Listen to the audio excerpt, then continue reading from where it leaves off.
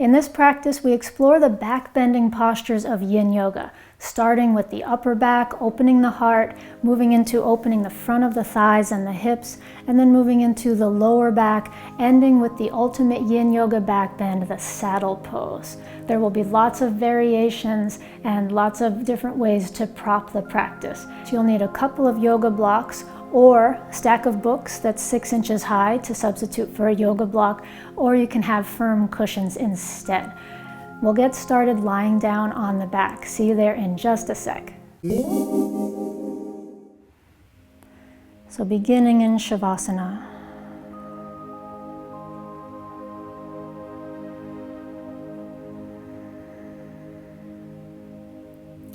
Taking this first minute to connect with your breath and to feel the weight of your body substantially resting on the earth.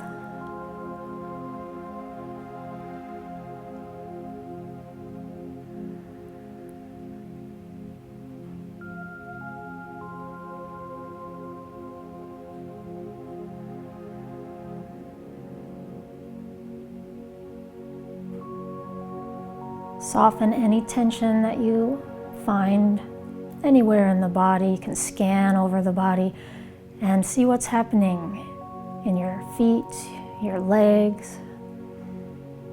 Notice the energy of your hips, your belly, your buttocks, your rib cage, your lower back, your chest, your upper back.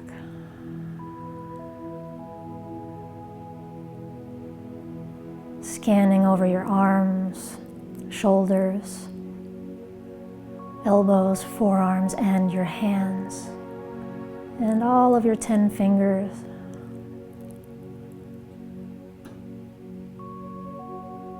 And scanning over your head, your face, your skull, your neck, your throat.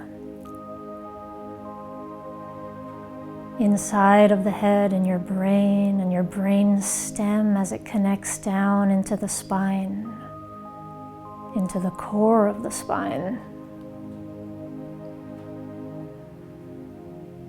and the crown of your head.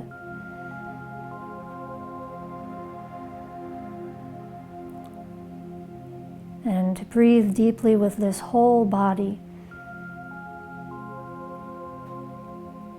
Taking about 3 deep breaths in and out.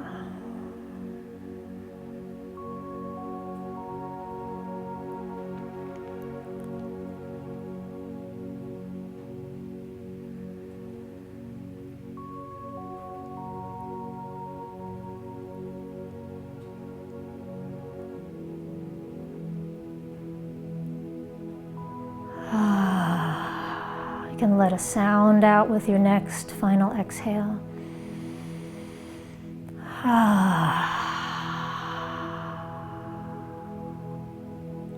And now, like you're waking up from sleep, reach the arms up over the head. Inhale, reach down long through your feet, your legs.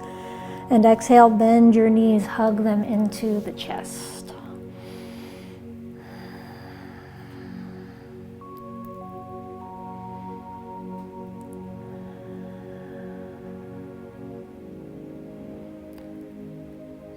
And rolling over to the side to set up for our first back bend, which is for the upper back. So taking it with blocks or with other cushions under your back. So I'll suggest, if you have standard size yoga blocks, that you place them at the low height to begin, unless you already know how you like your blocks for an upper back bend. But this is kind of the most easy way to start, or if you are on the more or on the less flexible side in your upper back and neck, then you might want this one under the head higher up. So let's try it like that, and that might feel good for you. For me, I want a little bit more sensation, so I'm going to bring this head block down, and that brings more back bend in. And maybe if I want even more, I take it farther down. Or if I want even more than that, then I'll bring my heart up more to the middle or the higher height. Just keep in mind that if you lift this block, you've got to lift this block. And so if you have pillows, you're just working with 4 inches or 6 inches of height, or folded towels, or what have you, a stack of books. And the legs, I'm crossing my ankles right now. You could also do the soles of the feet together, or simply extend the legs out. And you can wriggle around on your support so that you feel like you've got it in just the right place. For me, I've got a sweet spot where I like to have pretty much right at the back of the heart is where I want the pressure to be, and that gives a delicious opening to the front of my ribs, to my heart, to my upper chest.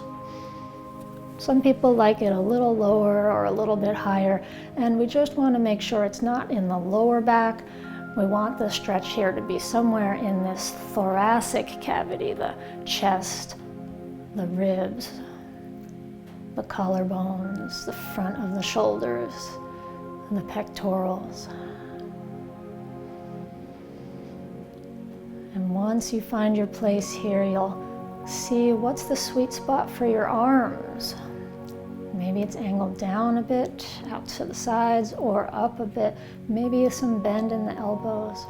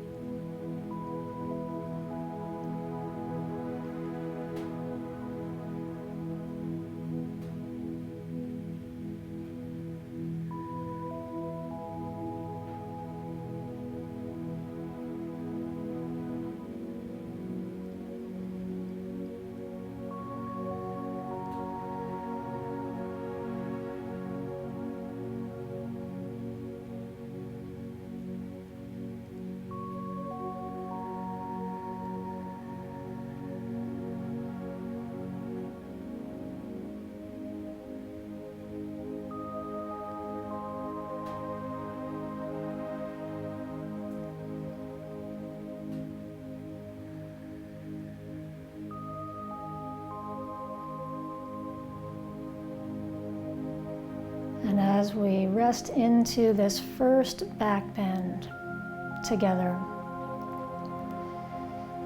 notice the energy of your heart today. Notice if you feel like it's pretty easy to open here and it just feels kind of yummy, or if it feels difficult, if perhaps you feel a lot of tension or excess holding here.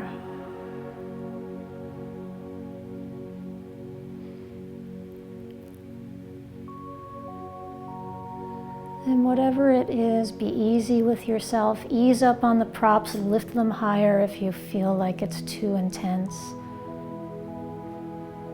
In Yin Yoga, you are always invited to take a mellower version of the pose, especially if you're in a tender place physically or emotionally.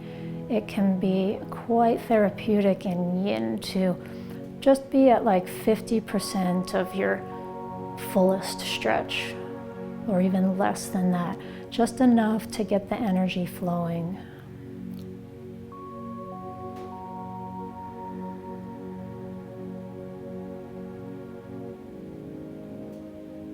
And from here, lift the arms up over your head.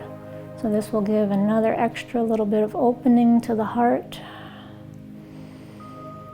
You can interlace the fingers if it feels good to.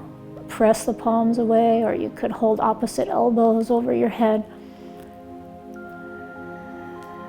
Just adding a little bit of opening to the side bodies, the sides of the ribs. A little bit of extra weight in our back bend. Good, release your arms to your sides now, and very slowly lift yourself up off of your blocks. If it feels better to roll to the side first, that is fine. We're going to bring it right into butterfly pose with the soles of the feet together, coming over the legs. And here, rather than coming into your deepest hip hinge, you can think about backing it up a little bit to counter stretch what we just back bended. So to feel your upper back, your middle back, back of your neck bending forward. And for me, this means rocking back on the sitting bones a little bit, rounding the spine on purpose.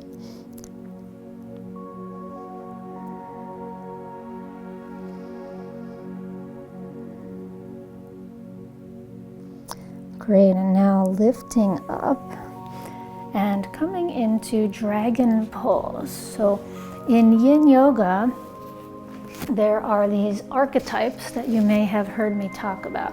And there are 5 archetypes of Yin Yoga, which are what every Yin Yoga pose falls into. So dragon pose, as we take the right leg forward, is in the archetype of the saddle pose. And we can't do a Yin Yoga class on backbends without talking about the saddle pose, because every backbend almost is part of the saddle archetype.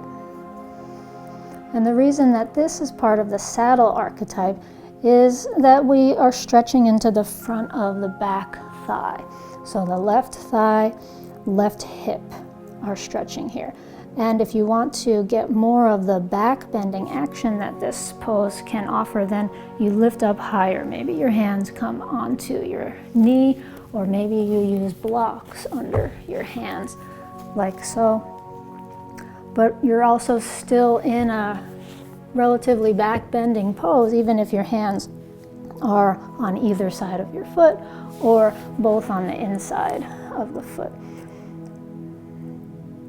There's an opening happening in the front of the left hip, the front of the left thigh.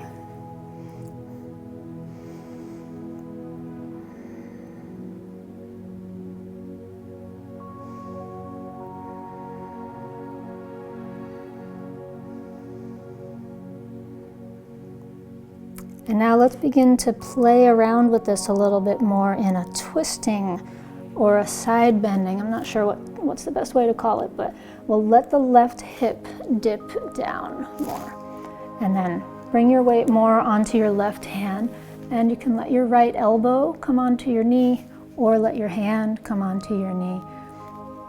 And those of you who have the flexibility for this pose, please feel free to go for it, reaching back for dragon's tail pose. Your right hand reaches back for the left foot for that pose. Don't worry about it if that's not in your range of motion. That's just a little extra thing.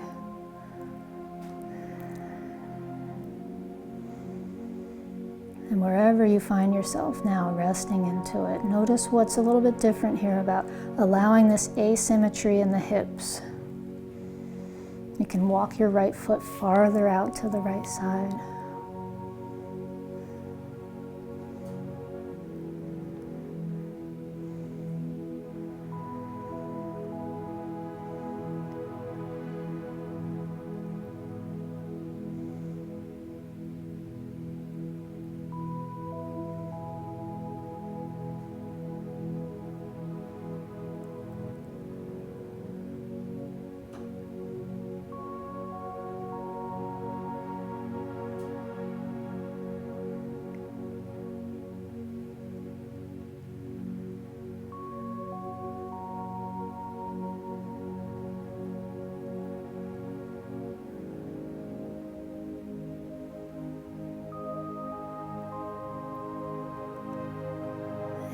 Releasing the pose, coming back, making your way back into downward dog or child's pose.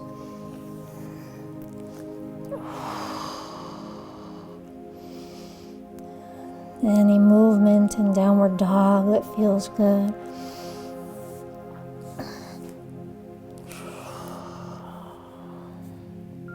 And now we will take it into dragon pose on the second side. So please bring your left leg forward.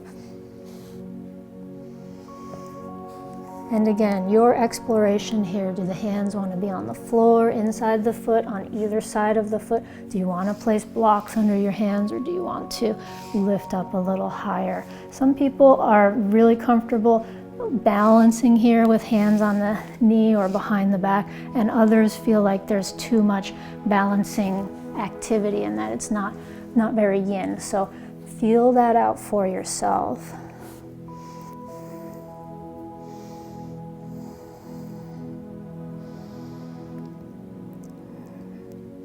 The target area is the front of the thigh, the front of the hip.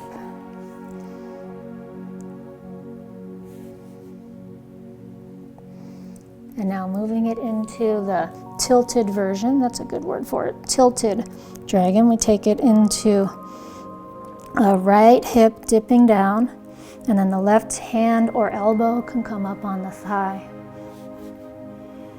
And you can walk your left foot farther out to the side and or walk your right hand farther out to the side.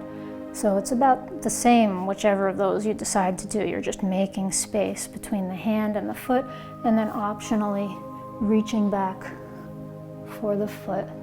And if you do reach back, then you have a little more leverage to take a back bend, to send your left shoulder back in space, to send your skull back in space.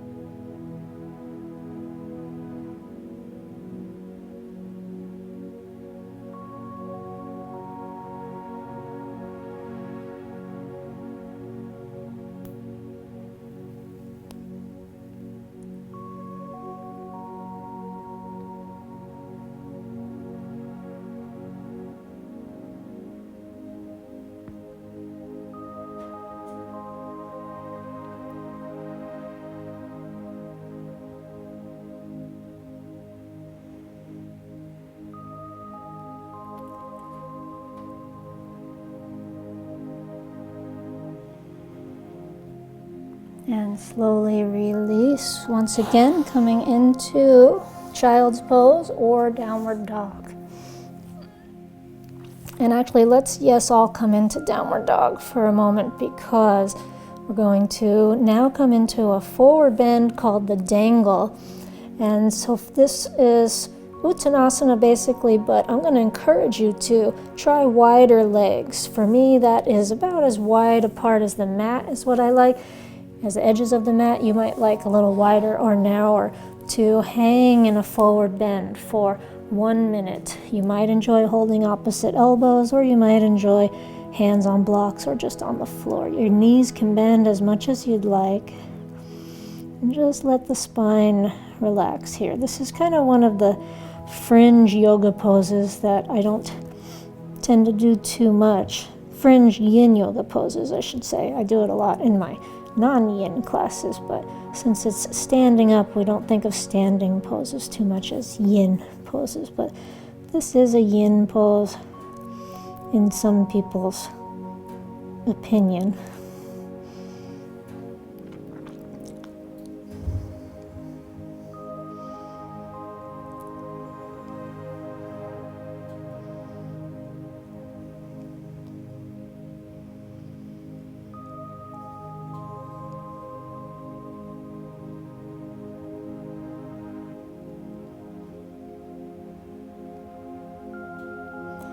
And now releasing your hands, walk them forward again, coming back to downward dog and then right into plank pose. Take your shoulders over your wrists, hold for 3 breaths.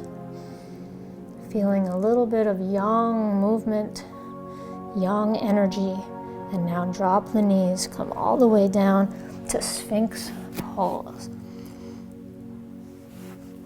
So we will take a minute and a half in the Sphinx, and then a minute and a half higher up in the seal. Sphinx pose, hands can be palms down, clasped, or opposite elbows, or palms up even. It's really not important what angle your hands and forearms are taking. And now to get into some of the juiciest little alignment minutia of Yin Yoga, I want you to play around with the width between your legs. What happens when you take your legs together, all the way together? How does that affect what you feel in your lower back or anywhere else? Front of the hips, low belly. And then as you take them a little bit wider, how does that change? And as you take them even wider, maybe as wide as you can go, what happens there? So typically, legs together brings more sensation into the spine. And this is because the femur bones, the leg bones, anchor into the hip socket more, and they kind of restrict the movement of the pelvis, which makes the back bend feel more intense. Whereas when we open the legs, we ease up on that locking mechanism in the pelvis, and it just makes it feel a little easier. And once we get really wide, then we start doing the same thing in a different way, and it can just be more sensation in the pelvis or the hips. So see what's most comfortable for you today. You might want to have that easiest path of least resistance, which you can feel out for your own body. It's different for everyone. Or you might want more sensation by bringing the legs closer together. And if you want more sensation than that, then open the legs a bit and come into the Sphinx pose now for our second minute and a half in the pose. If this is too much for you, then please feel free to stay down in your Sphinx pose. And now if you're in the seal, maybe you're going to do that same exploration, legs together, which for me is pretty intense to be up on the hands and have legs together. I can't even get them all the way together. And then a little wider to find that sort of sweet spot. Maybe you can experiment with even wider than that and just see what happens. For me, I'm able to get into a much deeper back bend, deeper looking. I can lift my torso higher, but I don't feel as much satisfaction. It's not putting the stretch quite where I want it, so I narrow a bit.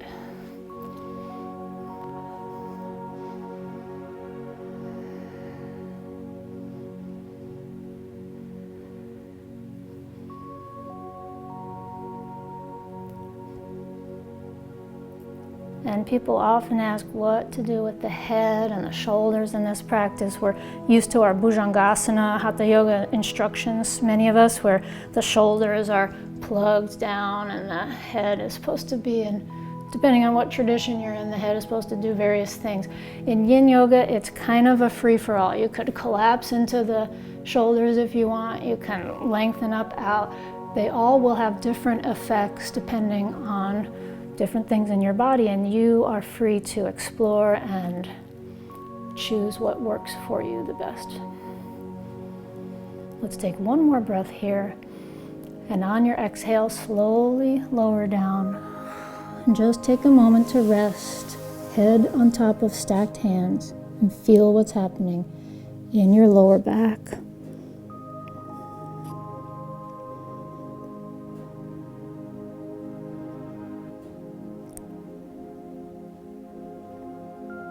And now press your hips up and back, child's pose.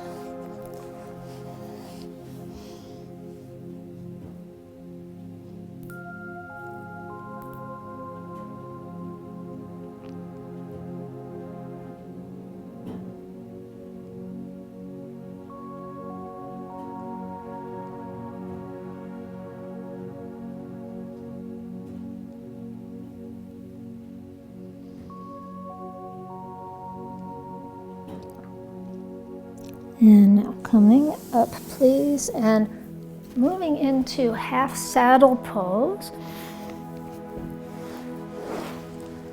which is with our right foot back and then lying back. Now this is not accessible for all of you, so I will walk you through some variation choices. So the right foot is back. You could come back on the hands. That's one choice of a variation. Or if the foot is not going back there to begin with, then sitting up on a block or two could help. But also this is a great variation, and I'll turn a little bit so you can see I'm just bending my foot. If you bend your foot like this and then lean back, that allows your pelvis to tilt away from painful sensations, and so that might work for you. The point of this pose, the great mystery of why we'd want to do this pose, is to stretch the front of the right thigh. And so I want you to feel it here, your thigh, at whatever angle you're choosing to come back on. You could lie back over a bolster or a couple of blocks or some pillows, like so. And what this leg is doing, again, is this leg is really up to you. It's going to be easier if you open the knee out to the side. If you have the leg straight, that'll lock the pelvis more and make a deeper stretch. And if you do this, it'll be even more. Some people like to hug the knee in. And if you're still not finding a version of this that works for you, then the next thing to try is to come onto your side on your left elbow and hold the foot behind you, or grab a belt or a strap around the foot, and then you can still get that nice juicy front of the thigh stretch.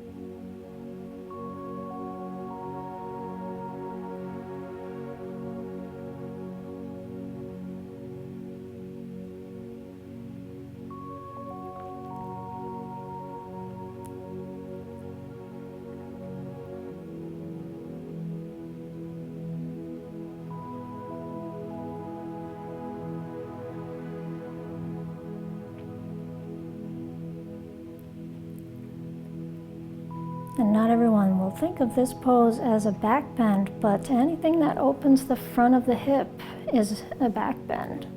This is on the way to being able to have more range of motion in back bends that actually bend the spine. So here we're not bending the spine, we're just stretching the front of the leg, but there is a subtle movement of the pelvis, of this anterior tilt.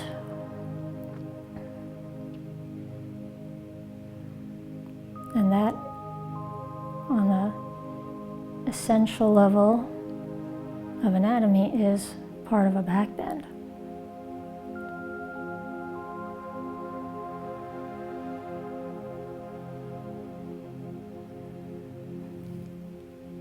And releasing your pose, so you could roll away from the stretch toward your left or push yourself up, whatever works, and make your way into it on the second side, left foot back. Maybe you're bending this right knee, staying up on the hands. Maybe you're lying back, or maybe you're coming onto the side on the right elbow, holding the left leg. And here you could stay on the elbow or rest your head down.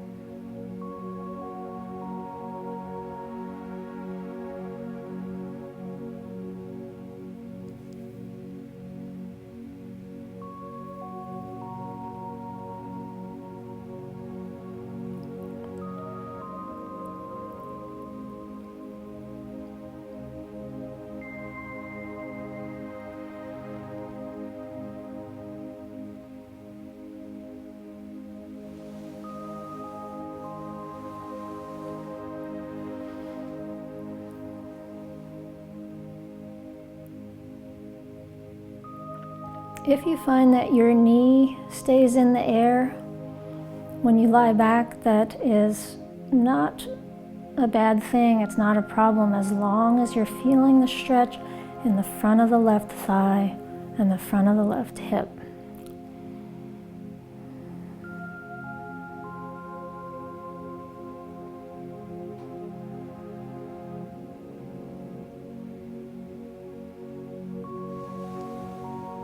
But if you have pain in the knee, then that is something to pay attention to and make an adjustment so that you don't have pain.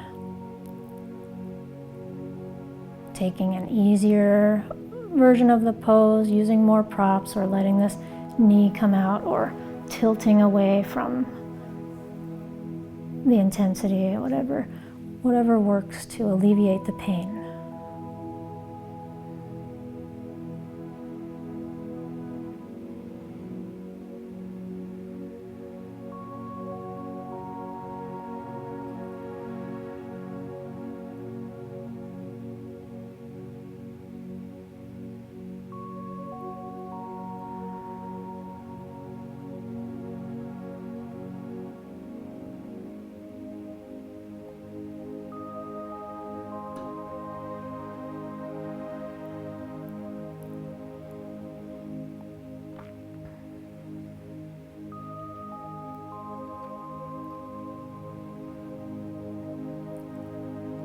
So this pose is called half saddle pose, and it's less intense than the full saddle pose,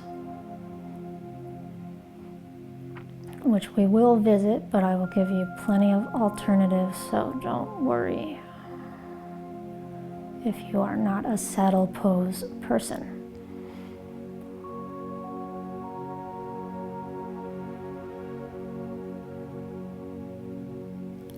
And slowly releasing. Again, you can roll to the side or sit up and then come into a resting position on your back for 1 minute.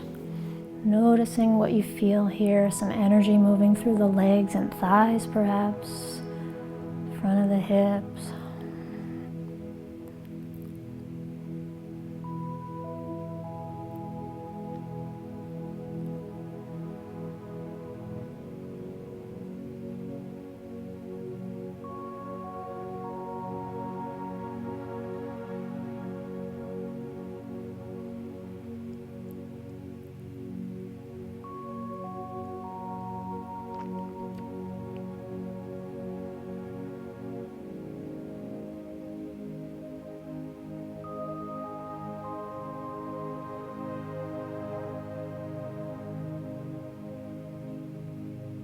Feel your breath.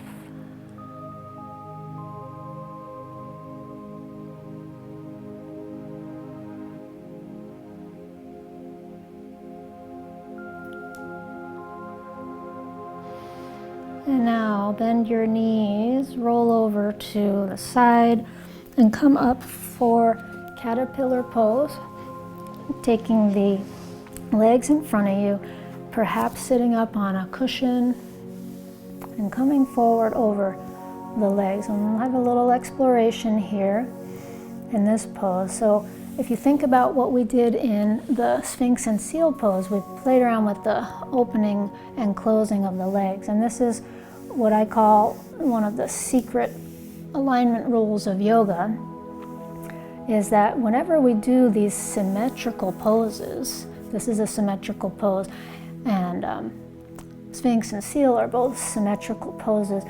When we allow some space between the legs, it makes the pose generally less intense. So we learned that in our backbend in the Sphinx and seal, and now let's play around with that in our caterpillar pose. You can come up and down a few times with different widths between your legs and see what you like. Find your sweet spot for today. You might start by finding just your easiest path of least resistance. And for some of you, if you have a lot of flexibility, that might mean your face is on the ground. And it might not be enough stretch. If you want more stretch, you can play around with bringing the legs closer together. And obviously we can come to a maximum here and make it into dragonfly, which starts to become a groin stretch, which is not our purpose here. We want to have some forward bending in our back bending practice and get a little more sensation in the spine. So if we're focusing on having sensation in the spine, often we have to stretch the backs of the legs in order to access that. So maybe you're likely having some sensation in both places, in your legs and your spine. So the secret rule of forward bends and back bends is narrower legs makes it more intense, more sensation. Wider legs makes it less intense, less sensation, because the pelvis is allowed more freedom to move when you get into that more open part of your hip socket.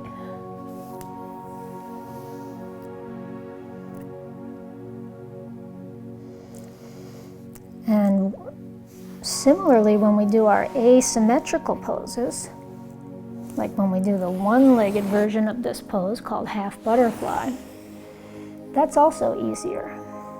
And when we do the half saddle instead of the saddle, that's easier or less sensation. It's because the pelvis isn't so locked in place as it is with symmetrical poses. The pelvis is allowed more freedom for your body to find what feels right.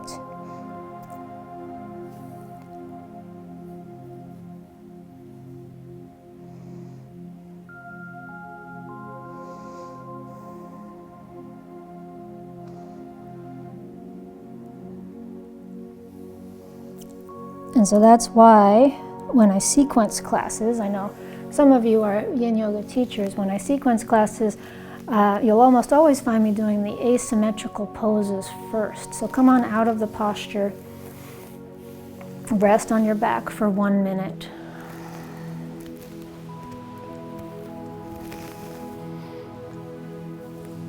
And we do the asymmetrical poses first, and then we move into the symmetrical poses, which bring more energy into the spine. So notice now, do you feel anything in particular happening in your spine after that symmetrical forward bend?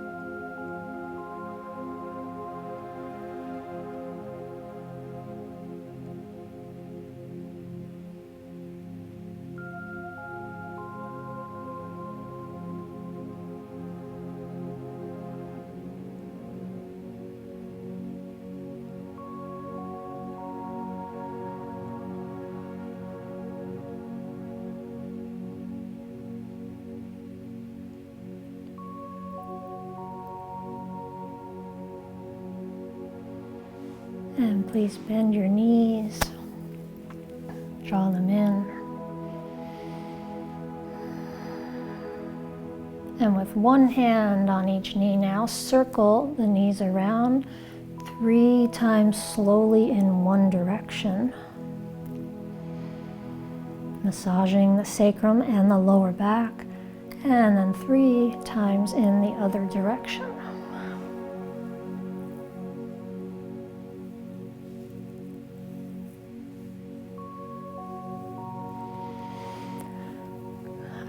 Let's take it over to one side and come up into hands and knees position. And we'll move it into the puppy stretch, sometimes called heart chakra pose or Anahatasana. So hands come forward from the hands and knees position of about 1.5 feet for me, and then sinking the heart down toward the ground. Taking 3 minutes here, and lots of different ways to style this pose. You could stay like this. Some people worry if their hips are directly over the knees or not, and it's really not important. You could do this with your hips farther back. That'll be a less intense back bend. If you want the highest height for your back bend, you could try and get the hips right over the knees. But you could even come a little farther forward than the knees. And you might rest your elbows, but some people feel like that takes the stretch out, so that's up to you if you keep your arms more straight and active. But we do want the chest to be sort of passively hanging like a hammock. Some people's forehead rests on the ground. For some people, the chest even rests on the ground. For me, I like my head lifted a little bit, and because I want it to be more yin, I often choose to use a prop under my forehead. And that gives me a really nice angle that feels good in my body. But I have shoulders that don't go very far in this direction, so not everyone needs this.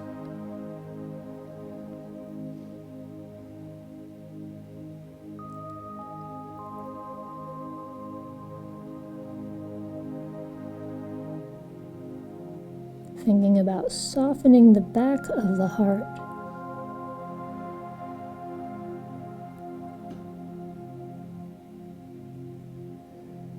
And as you soften into it more, you might find maybe the chin comes to the ground or to your block if you're using one. You can see if you like that angle of the head.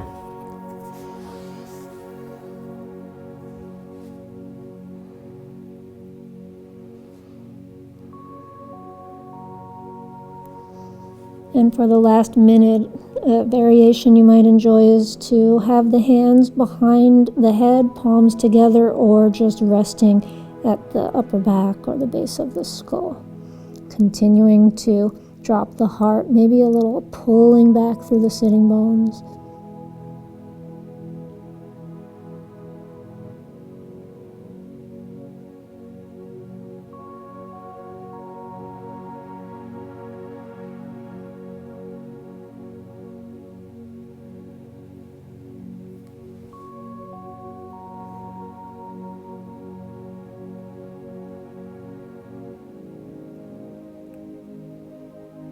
And now releasing into child's pose. Take the arms down alongside of your body to give the shoulders a little rest.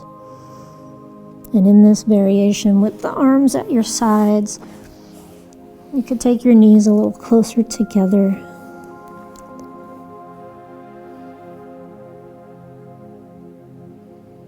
And enjoy this very condensed version of yourself, breathing into the little cave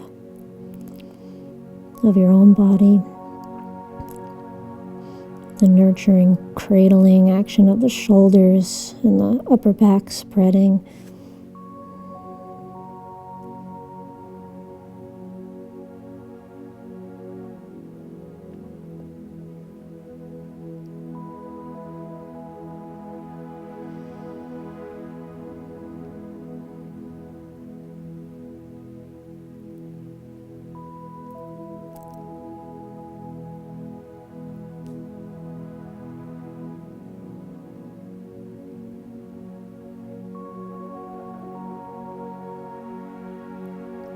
And releasing and coming up for saddle or Golden Gate pose.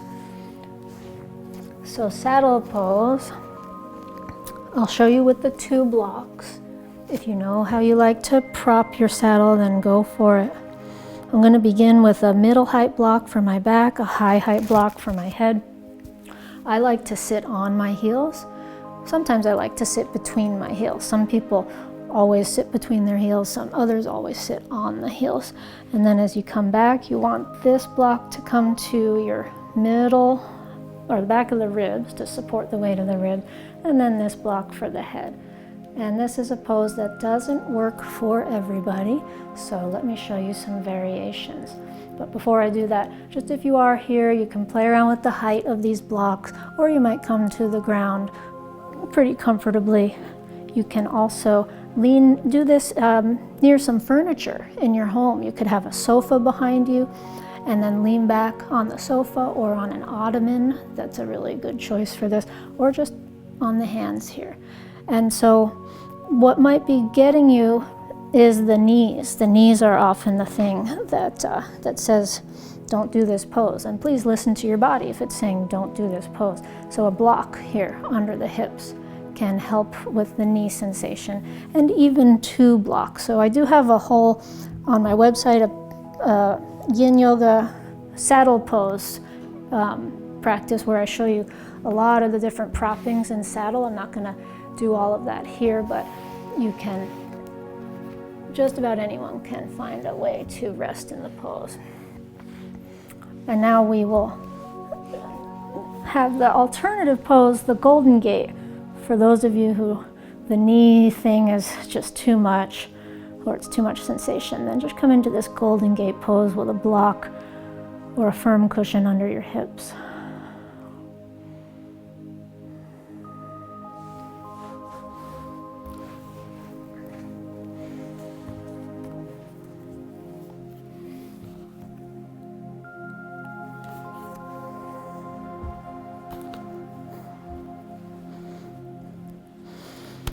So I'll talk a little bit about the knees because, well, the position of the knees in particular, because that is whether the knees are close together or far apart.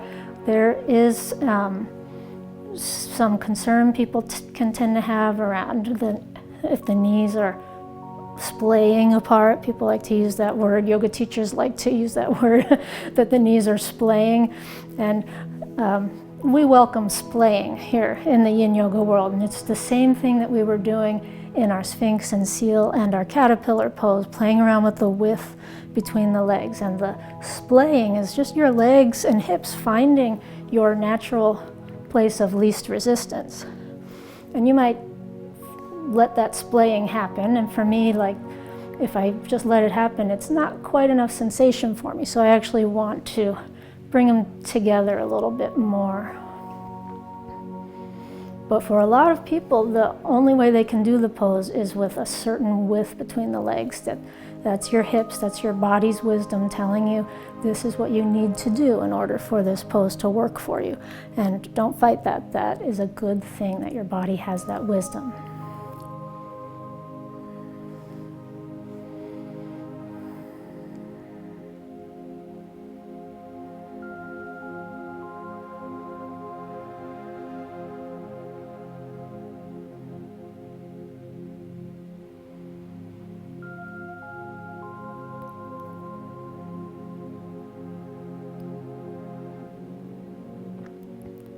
And now if you want to micro adjust this pose, there's this tilting of the pelvis that affects what you feel in the pose quite a bit.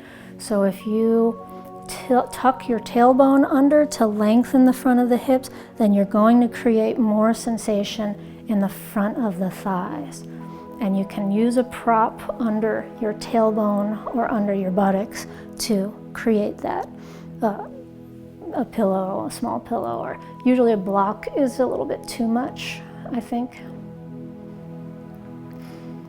And if you want more back sensation, you can do the opposite. You tilt the hip bones forward, you bring the tailbone toward the ground, you hollow your lower back, and there you're going to feel more of the spine sensation.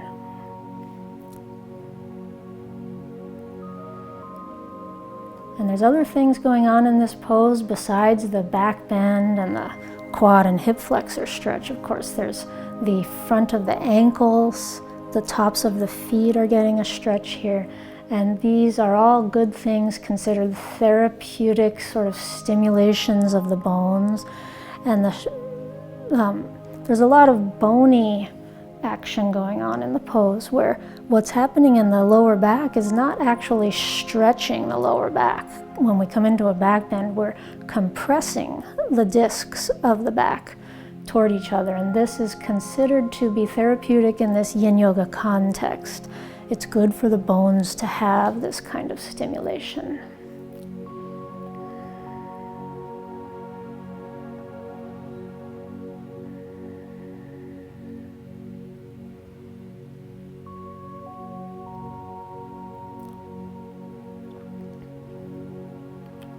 So very slowly now, it's time to release your pose, whatever you're in.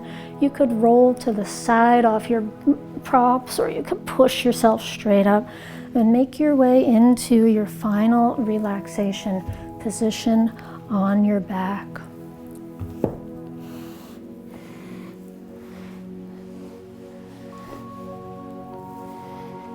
And as you come into this, notice what it feels like to come straight into this rest from the saddle pose. There's often a lot of energy moving. Saddle pose really awakens the area of the second chakra, a powerful energy center here at the second chakra, the sacrum, lower back, low belly.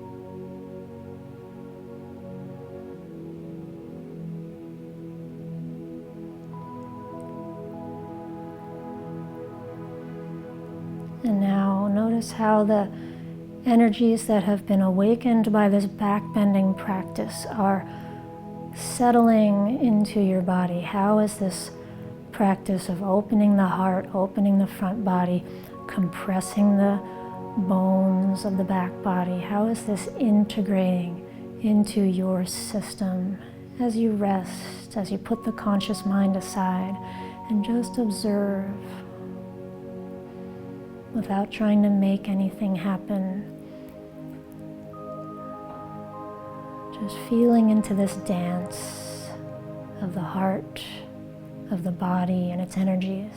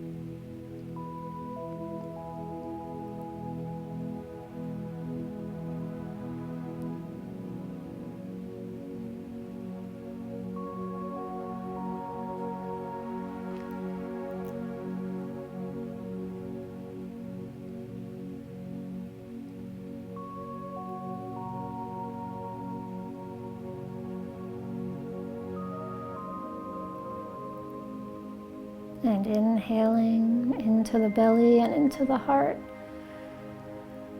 And exhale and stretch out into your arms and legs. Wiggle your fingers, wiggle your toes. Bend your knees and roll over to one side. And slowly press up into a comfortable seat.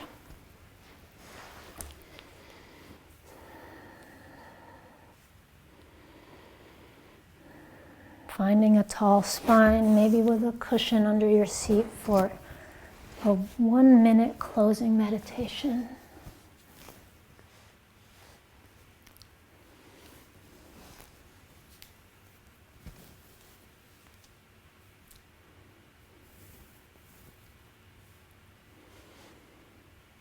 Feeling the spine tall. Feel the crown of the head rise up.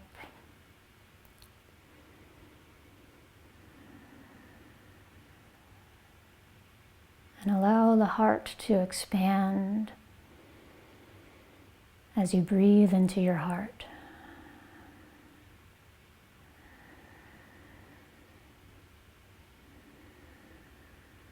And letting the breath expand the heart cavity, the ribs, the chest, the sides of the ribs, and even the back of the heart.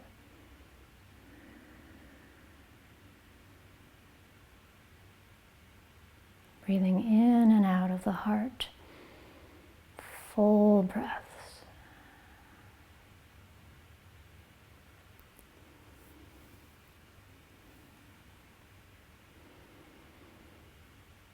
And now place your hands right on top of your heart.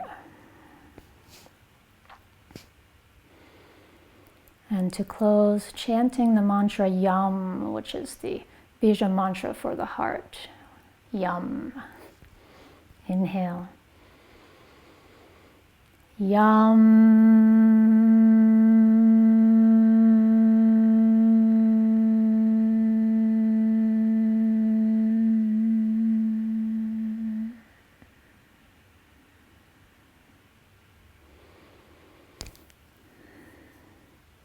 Thank you for sharing the practice with me today. Namaste. I hope you enjoyed this practice, and if you did, please hit the thumbs up. Please subscribe to my channel and leave me a comment down below. I love to hear from people who made it to the end to hear what you thought of the practice. Also, check out my other Yin Yoga videos, and I will see you next time. Thank you so much for joining.